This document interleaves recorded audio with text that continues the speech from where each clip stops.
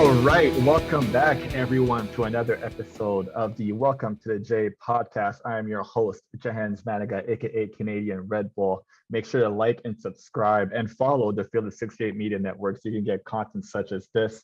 Me representing my alma mater, like I am doing today. There's a whole bunch of us representing our alma maters from all over the states. So make sure you like and subscribe to that. I got a very special guest in the building with me today. He averaged 13.1 points a game last year, 7.7 rebounds, 2.6 block shots a game. He was an honorable mention Big East choice, the Big East Defensive Player of the Year, and named to the All Big East tournament team. He led the Big East in shooting percentage, offensive rebounds a game, second in block shots in the Big East last year, had 19 points, 8 rebounds, 3 blocks in the Big East tournament finals against Nova. Woo! Boy was putting up some numbers there. Won a gold medal with Team USA in 2021 U19 FIBA Championship. He is a two-time first-team Class 3 All-State selection in Missouri. He averaged 16.3 points, 11 rebounds, 5.7 blocks per game as a senior, and he led the Titans to a 22-6 record. Had 5 triple-doubles as a senior, single-game highs of 26 points, 21 rebounds, 15 blocks in a game. Holy. He has 7 games of 10 or more swats. He is the pride of Florissant, Missouri. Ryan Kalkbrenner, welcome to the J, brother. How you doing? Doing good. Thank you for having me today. Man, it's so good to have you, man. Obviously, we try to connect for a little while, a little touch and go there for a second, but I'm so glad that you stepped into the J with me. How are you holding up? How's everything going so far in preseason? It's going really good. I mean, getting kind of tired of playing our teammates in practice, just looking forward to some games, man. Got to play someone else. Well, you had a chance to do that last night, and you guys obviously had a dominating win against Drury. You led for essentially the entirety of the game. I think it was like for 39 minutes and 40 seconds. I think it was like a 2-2 tie at one point. You had a total of 16 points last night, including a few alley-oop dunks. How did it feel to be in the CHI and play in front of all those fans again? It was just fun to have fans. I mean, just going a few months in the off season without fans. I mean, obviously that's part of basketball, but it's just fun to get back in that environment, man. Like every time you miss it and you get back. And we didn't even have that many fans compared to what it is during conference season. It's still fun. So just looking forward to getting more and more people in there. I find it so wild. Like you go through 2 days, you go through the grind of the, off season, preseason, everything. Like by the time you get to that first exhibition game, you've beaten each other up so much that you're just kind of looking forward to administer that punishment to somebody else, right? Yeah, man. I mean, I've spent way too many practices going up against Freddie, and I need to go someone else. We're gonna definitely talk about him because he's kind of in the same situation that you were a few years ago. So we're gonna circle back to that. But a total of 26 team assists yesterday. Ball movement is something that Coach Max stresses with every single one of his team. Like it was a strength for our team. It has turned into a strength for your team. What are your thoughts on the ball movement last night, and how important is having everybody, touching the ball, filling in the groove, especially offensively? How important is that for a team that you guys have this year? Yeah, I mean, obviously that's really, really important. We did a good job of it last night, and like even leading up to the game and practices, we have been sharing it really, really well, which was really good for us because that was something we struggled with a little bit last year. I don't think it was last year. It wasn't because any of us were selfish or anything. We were just young and didn't know what we were doing. This year, like everyone's clicking really fast. Like Baylor, Farabello, Ben, Fred, all the new guys are jumping in the offense and learning it really fast. So the ball movement and sharing has been really, really good for the start of the year without having spent too much time with each other. And then, like you said, that's like basketball teams win so many games if they're willing to be unselfish and let everyone touch the ball. Like crazy things will happen if you just move the ball and it finds its way back to you and you end up getting a bucket anyway. So that's something this team has really done a good job of understanding so far. And especially with being so early in the season, it's been really good to see that. I find it I always think that when you have a freshman point guard coming into the fold, it always takes a little bit of while for that, to happen where everybody could like I'm assuming in Ryan Nemhart's position, it's a little difficult to know who to give the ball to when at first. Yeah. He was playing at such a first at a great pace, but people kind of forgot because he was kind of well beyond his years that he was a freshman last year. And it kind of takes a while to like kind of know where to put people, put him in the right position in order to give them the passes where they like to have it happen. And it takes a group effort to really come together. And you guys honestly didn't have enough time together last year, it feels like, because once you kind of got the ball rolling, Nemhard goes down, eventually you go down. Do you feel like going through those experiences has helped you guys come together as a team and really fully understand where you need to be on the court to help each other out? Yeah, I mean, last year was so special, like you said, like Nemhard coming in, he's so smart, such a good basketball player that he was able to come in and fill that role as a freshman. But no matter how smart you are, no matter how talented Nemhard is, there's always going to be that learning curve. And Right. like you said, man, he right when he was getting it and like when it was starting to click is when he got hurt. But then that just like allowed for other people to learn too. So like going into this year, now we have a whole bunch of people that have learned that. And we were all young last year. We didn't really have an old team. So we all kind of went through that process together. So that really helped us going into this year and also made us really, really close as a team. And we just all like trust each other even more now because of it. It's crazy to think about because, you know, that was part of your struggle last year, a little bit, the ball movement, and also the 3-point shooting is something that everyone kind of talked about. You know, the ceiling was going to be how many threes you guys could make a game. And there were some games where you guys really struggled to put the ball in the hole, and that's understandable. And, you know, it kind of held the team back a little bit. Two of your main contributors who were actually shooting the ball at a decent clip last year is Hawkins and O'Connell. They're now gone. But Coach Mack reloads with Baylor, with Ben, with Francisco, all guys who have proven that they could put the ball in the hole. And then obviously the ascension of Art and with Trey, who's shot the ball really well last night. Do you feel confident in the 3-point shooting abilities of this year's team? I'm not worried about it at all. Like, the improvements that our freshmen made from last year to this year, Art, Trey, Nemhard, has been like incredible. Like Trey's shooting it so well. And then Mac obviously found guys that just fit right in, like Bello and Baylor, who just are filling that role of Hawk and AO right away. It's just through the scrimmage and exhibition, and I'm not worried about it at all. How about that no look double-handed behind the head pass? That was why I couldn't dunk that because I had no idea it was coming. Like I caught the ball and I'm right by the hoop, and normally I dunk that, but I was like, oh shoot, the ball's coming to me. Oh, that was incredible. When I saw that clip, like I couldn't help but laugh just because, you know, I got to practice with you guys just a little bit this summer. I get to know you guys in the summertime for sure. Saw that. I know Baylor's got some personality that's hidden in there somewhat, so I can only imagine what you guys were talking about in the locker room when you got back there. We were just laughing, man. We were like, what the heck just happened? I don't know if anyone was expecting that. Yeah. What killed me the most was the double goggle as he's coming back down the court. I mean, come on, man. I make the layup and I'm already laughing, and then I turn around and I see him doing that double goggle thing. I'm what is going on right now? Unbelievable. In the open, I kind of mentioned how well you played last year. It was unfortunate for the team, obviously, that you go down against San Diego State, unable to play against Kansas, the eventual champion. The team still gave them all the business. Like Kansas got everything that they wanted and more from the boys. First of all, I want to talk, you know, thank God that you didn't need surgery for your recovery, which helped the process go by a little bit quicker. How are you feeling right now? How's your health? Are you back to 100%? And if not, how close are we to seeing you at fully 100%? I'm back to 100% now. Like mid-July, I took the brace off and gone with it for good. I think the whole time I only missed one practice because my knee got sore. So like that was really good. The process went really smooth. I did all the rehab I was supposed to do. So now I'm 100%. Honestly, I felt like I was 100% even a few weeks before the first game. So that was really good for me. I feel like I'm in a really good spot with that. I'm not thinking about it at all. It's not the only thing I really have to do with it now is just ice it after practice to make sure it stays good. So I'm really happy with where it's at. I'm not worried about it. I don't think anyone is. So it's really good.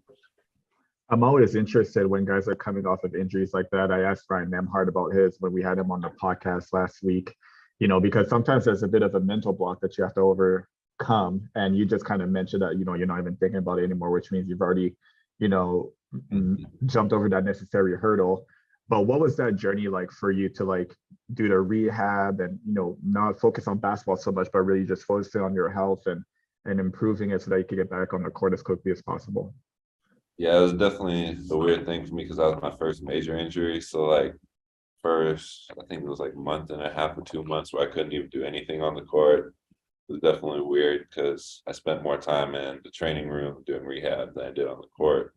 But once I got back on the court, like the non-contact stuff felt pretty normal because I was like any other workout. And then when I started doing live stuff was when I had like the more mental challenge hit me. And it wasn't because I was like hesitant to do something. It was more like I would try to do something and I wasn't quite there yet with my rhythm or my explosiveness or something. I'm like, what's going on? What's going on? Why can't I do that? And obviously, it's because I had the knee injury, but being the perfectionist I want to be, I'm like, I want to be perfect right away, and that wasn't realistic. So I had to go through that a little bit, but that was pretty normal. Got over that, and not really worried about that now. How confident are you that the boys pull off that game against Kansas if you're defending the paint like you were meant to? Because I'm I know how competitive of a guy you are. I know it ate away at you that you couldn't play. And I know that in your mind's eye, you're like, if I could have played, we're winning that game for sure. in that game 100%. We're winning that game. Like we built our defense that year like around what I do with like our drop coverage and like sending guys to me in the middle. So we had to change everything we do on defense, and we still did an incredible job. I'm like, if Right. we didn't have to do any of that changing, how much better would we have been in that game? Like, we're winning that game. Yeah. In your absence, Key stepped up big time, had a major game. Obviously, Trey Alexander down the stretch was major for you Awesome. guys. Talked to Ryan Emhart about this a little bit. I kind of want to get your opinion. With Ryan going down, with R2 going down, Trey steps in, plays big time. He has the ball in his hands all the time. Now he's back into the fray more. I like his more natural shooting guard position, and him and R2 are sharing the load of bringing the ball up the floor and setting up offenses. What have you seen from those guys being able to share the ball so far in preseason, obviously in the game last night, that is really going to be helpful to the team this year? I mean, it's been pretty natural for them to both be on the court at the same time. They're both really smart and can play on and off ball. And it's a big advantage when we're like in the fast break and we have two guys that are pushing it, two guys who can come off screens and make the right read all the time. Like 2 point guards on the floor is such a big advantage, and they can play off ball without any drop off. Like, I think as unfortunate as it was that Nemhard went down, allowing Trey to develop that and become that player as well is going to help us a lot this year. I remember when you guys played Nebraska last year, obviously early in the season, Trey got a defensive rebound and was like pushing the ball up the floor. And I remember thinking to myself, like, oh no, like just give it up. Like just give it up and run the wing, get yourself open. And then like later down the line, obviously, as he's getting better and better as the season goes on, I remember thinking to myself, like, I was ridiculous for even like having that take, like that's just so like ignorant of me. Like, but obviously now he looks a lot more comfortable than he did at that point in the season. But yeah, it's when you look back on it, it's kind of unbelievable the growth in a 3 month span that he had. You are obviously the reigning defending defensive player of the year in the Big East. And that's your calling card. Everybody knows by now not to bring their butt in the paint because it's just going to get blocked if you're in there. But what I'm really impressed with your development is what you've been able to do offensively, picking and rolling at a much quicker pace, establishing deep seals into the post to get the ball where you like it, the occasional mid-range shot if it comes. Coach Mack is a genius at manipulating weak side defenses and misdirection plays that get you easy over the top looks. But obviously, teams are going to be more geared up for that this time around. So, what have you done, to be better offensively for this upcoming year? I mean, like you were talking about, as the year went along, we got really good at those like seals and like quick buckets. With this year, I think teams will like sink in a lot more. But like we were talking about earlier, we've gotten so much better as the team in shooting that they're going to sink in. We'll just kick out and get a three. I may not touch the ball, but I got a teammate open because I sealed hard and made someone sink in. And that's going to be like something's really important for us to be able to make those reads early in the season, to be able to kick it out and make the three. And then later in the season, teams are going to have to choose. Do they want to let me get a layup or allow an open three? So I think that just makes us so much more dangerous as a team, that we've gotten so much better shooting team. And then for me last year, developing that ceiling and getting better positioning, because I wasn't great at that freshman year and even going into that sophomore year at all. And then something clicked for me and I started figuring out a time or two. And then all of a sudden I was doing it the whole game. So that's definitely something that was big for us last year. And I think it'll be better for us because we can spread the floor more. I'm glad you mentioned your freshman year because at that point in your career, you're asked to play spot minutes, right? You're backing up Christian, who after that year decided to leave for Texas. You get thrust into the starting lineup. And again, like it's a very difficult change of pace from playing spot minutes your freshman year to all of a sudden you're a big man in the middle. They're depending on your output defensively and offensively. Now, we mentioned Fred a little bit earlier. This is what I wanted to get back to. He's kind of in the same position that you were your freshman year. So what kind of advice or conversations have you been having with him about what his role is going to be when he steps onto the floor? I know sometimes we hear it from the coaches, but it's a lot easier to hear sometimes from a teammate who has been there, done that, such as you have. So what have you been telling him? And, obviously he's a load offensively already. And he's going to be a big time help, especially, let's just say you get in foul trouble, he's going to be able to step in. So what have you been telling him to make sure that he's always going to be ready in those minutes? I think the big thing for Fred is that like he hasn't been playing basketball for that long in his life. So he's like kind of smaller things, like positionally, where to be, like stuff like that. That's his big thing because he's super, super talented, like athletic, got a feel for the game. He can like catch the ball. Some of these big men out here can't catch the ball. But he's coordinated. He's all that. He's just got to learn like where to be on offense when we're not like in a play, like how to keep motion rolling. He's got to learn like positionally where to be on defense, which is all like normal freshman things. So I'm not really worried about it, but just, helping him when I'm out of the drill and he's in it, just helping him know where to be at and all that stuff. Cause he's going to be an amazing, amazing player. And I think it also helps that me and Fred are more alike than me and Christian were. So I was doing some things my freshman year that weren't really suited for my abilities. We were hedging ball screens a lot more. So I think that helps Fred that we're doing a lot of the stuff that suits his skill set so he can learn that stuff quicker. I was saying that was like a nice little yin and yang between you and Christian your freshman year, because like you mentioned, like Coach Mac tried to get you to do the hard hedge at the beginning, kind of realized that wasn't your strong suit, especially in that stage in your career. So it's like whenever you came in, the defense switched. I don't remember what game specifically it happened, but like it was around midway through the year where I think Coach Mac kind of decided like, hey, let's just use him in his best ability whenever he's on the floor. And whenever Christian's out there, we'll trap and we'll hedge and we'll rotate and do all the stuff that we need to do.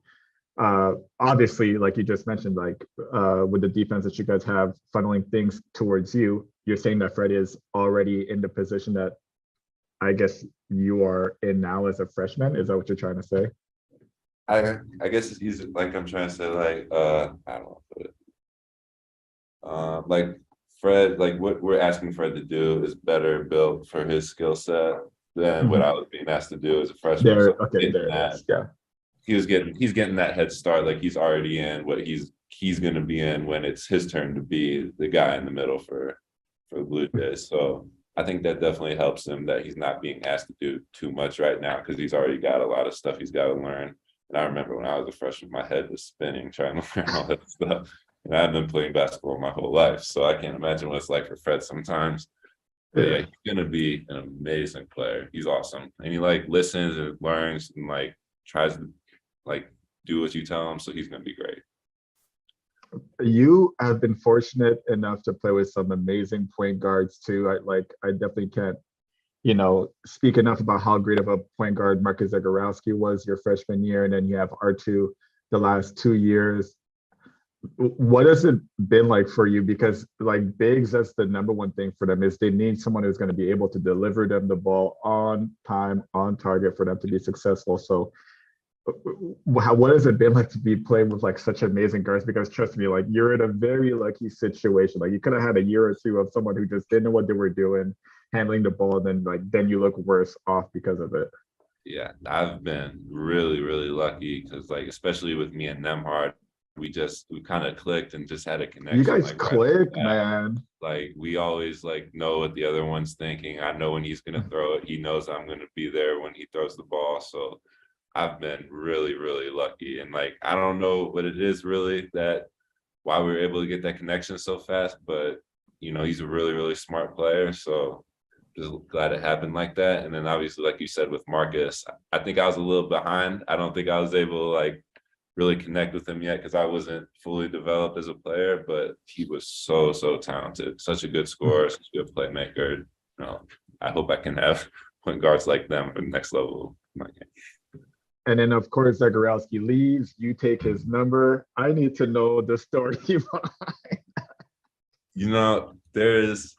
I always wore 11 like throughout my career in high school and all that. So like on my recruiting visit, honestly, I didn't know much about Creighton yet. So Mac asked me like, what number do you wear? I was like, I wear like number 11. Like I'd like to wear that in college. I didn't know someone already had because I didn't look at the roster yet. I also didn't know like the best player on the team. So Yeah.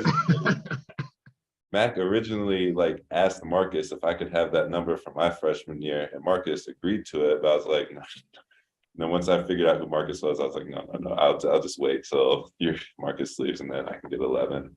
But yeah, he got it the freshman year, and they were saving it for me once he left. So I got back to my real number. I don't know, 32 didn't really suit me much. I personally thought you looked pretty good in 32. Obviously, I didn't know the backstory of like 11 being your number, but Yeah. do you feel much more confident, comfortable being back in 11 now? Yes. Being the number 11 just feels more natural, It's always what it's been, glad that stayed that way. We have a couple of fan questions from Twitter that we're just gonna get into right now.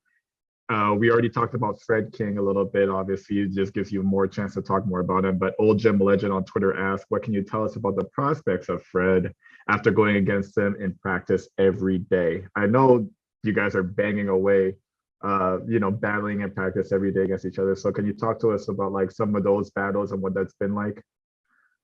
One thing in practice that Fred makes so frustrating is I don't ever catch flip ups in practice because he can get up and tip them like Right. the lob. So like Nemhard will throw me a lob that no one in the Big East will get to, and Fred gets up there and tips it and breaks up the play, and it's like, God damn, he's so athletic. And then the other thing is he's just big and strong for a freshman. Like he'll get tired a little bit, but when he's not tired, man, he's hard to move. So Blue Jay fans are gonna love him. He's gonna be great. Peter Carbonell, sorry if I butchered your name, Peter. He asked, besides the 3-pointers, what part of your game have you worked on and added in the off season, offensively and defensively? I'd say offensively, that little floater from the middle, like out of a pocket pass, that's a direction the NBA is moving a little bit. They go to that a lot. So just be able to show I can do that for when I try to make that jump. And then defensively, guarding on the perimeter better. Like I won't have to guard the perimeter the whole game, but like switches and we get mismatched in transition, I have to be able to guard there. So those are two things I've been trying to add over the summer. Sean Bush is asking what player on the team might most surprise fans in a good way, like quote unquote, who isn't getting enough buzz, and what team is Ryan looking forward to playing or potentially playing in Maui or in the NCAA. So let's go with that first question. What player on the team is not getting enough buzz right now that we're gonna be, pleasantly surprised about? Someone who's got a chance to play a big role if he does some of the smaller things that he's got to get in line is Mason Miller. He really shoot it, crashes the offensive rebound hard when he's engaged. Big, long. He can do a lot of really good things if he's got a chance to. I'm not saying he's guaranteed to, but he's got a chance to do some really, really, really good things for us. So I'm excited for him to get an opportunity to play.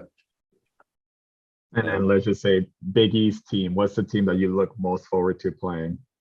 Big East team is obviously UConn. I mean, the teams have had a good rivalry, and then obviously they got Sonogo, who they picked as player of the year. And, I got to bite my tongue a little bit about my thoughts about that selection. But, definitely looking forward to that game and seeing what people think about player of the year after that. I'm not gonna do it, but I would love to try and pressure you to say what you really want to say right now.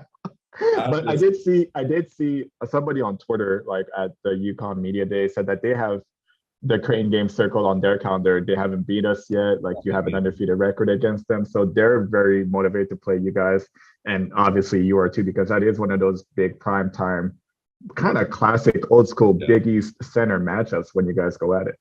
Yeah. I mean, if I have never beaten the team and lost to them every single time I play them, I'd circle that game too. But like, I don't know, it's just fun to go up against bigs that other people say are good. Me, I don't know about that, but last year I obviously did really, really good against them, and I'm just looking to repeat that performance because I think they go a long way in proving people wrong for making that selection. Who is a teammate that you're very much a new teammate, a new addition to the team that you're very much looking forward to continuing to play with this year? Baylor, he's just really, really good shooter, really good passer, does everything well. Yeah, keeps giving me more passes like that. I'm gonna love him. No, but he's just super talented and knows how to play basketball, so that makes it so much easier. Kind of just gives us another weapon on offense because we got now 5 people starting who can score 20 on any given night. So that would be a lot of fun to play with him. What I love the most about Baylor, from the little bit that I saw him in person and then what I saw last night, he's got a little bit of a mean streak in him too. Like once he gets going, he can really get after it. Like I remember some of the drills that we were doing, like 2-on-2, 3-on-3. If his team was down, like this switch clicked in his head, and all of a sudden, like he's wanting the ball, he's able to do everything, like you just mentioned, shoot, pass, score in many different ways. I think he's also going to be a very big addition to this team, and someone that you guys are, obviously going to need a lot down the stretch. And he also brings a little bit of veteran presence too, that I think this team is in need of, having lost Hawkins. Yeah, he definitely he can make some really, really talented plays when it looks like there's nothing available, and all of a sudden he's hitting a 3 from 10 feet beyond the line, or just blowing by someone and getting a layup. So he's going to be big for us. I know you're a busy guy, and I'm not going to hold you up too much longer. I really appreciate you spending the time here. Got a couple of quick questions I ask all my guests whenever they come on the podcast. They're kind of rapid fire questions. I'm already apologizing ahead of time for putting you on the spot, but I got to do this to you. Best food spot in Omaha? Oh, I'll go with Dinker's, just like a hole in the wall burger place. Yep. Yeah. Oh, Blue Jay fans know all about Dinker's. Come on now. Yeah, Stop it. That's my favorite place. So the two Ryans are burger folks. That's funny because R2 said cheeseburgers at what is it called? Oh, the down the street from Omaha folks are gonna hate me for not remembering the name of this neighborhood. But yeah, the spot in whatever, you guys know where I'm talking about. Yeah, I know where you're talking. Blackstone District. There it is. Sorry, the cheeseburger spot in Blackstone District. So that was R2's, and you're saying Dinker's. So hey, if you guys ever have a chance to these guys out to eat, both Ryans love burgers. So easy meal choice for you guys. Favorite place to play in the Big East that isn't your home court? I'll go St. John's. This is the small arena, just because I like everyone's on top of you. It kind of feels like a high school game again, where it's just like people yelling from the crowd, and that's kind of funny to me. So just that smaller environment is cool for me. I guess you're a junior now, so I can kind of ask you this question. Best memory so far as a Creighton Blue Jays basketball player? I'd say it's just like the time spent in the hotels on the road. Like I think last year was one of the players has a switch, so we play Super Smash Bros. Like in the hotel all the time. So that's definitely one of the better memories for me. Super Smash Bros. Is big time. Quality bonding time with teammates is never a bad time at all. Ryan Kalkbrenner, thank you so much for stepping into the J with me. All of you guys out there, make sure you like and subscribe to the Field of 68 Media Network. And obviously, like, I appreciate you guys supporting the podcast as you have so far. This is season 3. This was episode 2 with Ryan Kalkbrenner. Any last word for Blue Jay fans anywhere? It's going to be a fun year. Excited to see you guys at the CHI this year. Let's get it, man. Congratulations again on all your previous success. Wish you nothing but the best of luck for this upcoming year. Good health, obviously. Go out there, get them. We'll be out here cheering you every step of the way. Again, this was Ryan Kalkbrenner. I'm Jahenns Manigat. Like and subscribe to the Field of 68 Media Network, and we out.